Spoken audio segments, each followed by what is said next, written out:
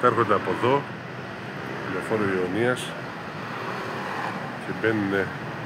Ο ένας πεζός μπαίνει από την τράπεζα, από την είσοδο, τις ελληνικές τραπέζες, και ο άλλος από εδώ με τη μηχανή στη ΣΤΟΑ εδώ, σπέζοντας τζαμαρία της τραπέζης τότε, καμία σχέση με τώρα, και μπαίνοντας με τη μηχανή μέσα για τη ληστεία.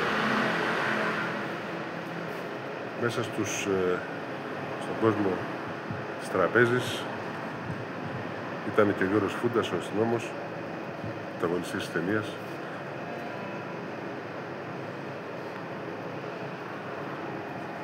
ο οποίος κατάφερε να ρίξει τον ένα, το ληστή, να τον τραυματίσει θανάσιμα. Και ο άλλος να διαφύγει με τη μηχανή, τον οποίο θα κυνηγήσει η Όρια Γαρλάτος, η αστυνόμος Ντέζη, από εδώ τη λεωφόρο Ιωνίας και πάνω.